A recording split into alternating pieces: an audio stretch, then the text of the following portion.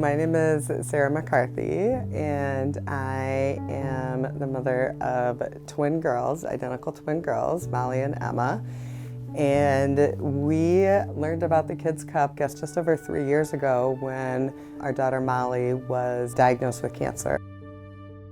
We had a lot of ups and downs during that diagnosis. We were originally told that she had leukemia, B-cell leukemia, which is a very serious disease but has quite a high cure rate, and so we're devastated by the news that she had cancer, but hopeful about her long-term survival. And then about 5 days later, we were told that she did have leukemia, but they had also discovered a second type of cancer called neuroblastoma.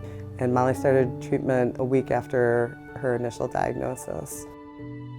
She spent a huge amount of time in the hospital, I think probably over 200 days that first year and a half. And Molly was 3 when she was diagnosed and really loved the hospital, which it sounds crazy to say, but at Mayo we have an incredible staff of child life specialists, of physical therapists, occupational therapists, music therapists, and they worked really hard to make Molly's time in the hospital as good as it could be. And so that is one of the reasons that we have just gotten so involved in the Kids Cup, is because we saw how much Molly benefited from all of the kind of additional services that were direct funding by the Kids Cup. Molly did well during treatment, finished treatment in September of 2021, and we kind of started breathing a little bit. Molly and Emma were just so excited to be back together, and then unfortunately about 3 months later in December, we learned that Molly had developed a third cancer that was caused by the treatment that she received for the first 2. So at that point, with guidance from our team at Mayo, we moved our family to Boston, Massachusetts, so she could undergo a transplant at Boston Children's Hospital, which is a much larger hospital.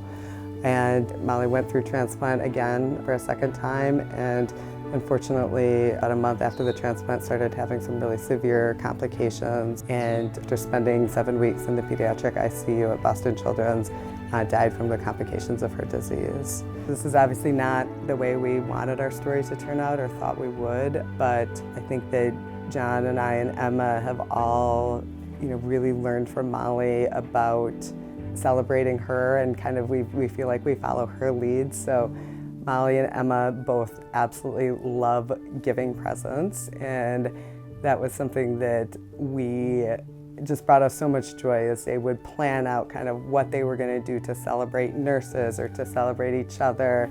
When Molly was in the hospital at Boston Children's, she wasn't allowed to leave her room, and so when the visitor policy changed and Emma was finally able to come for the first time, Molly made John go down to the gift shop and take pictures of every single toy at the gift shop, bring her back the pictures, and then she chose out what she wanted to get for Emma.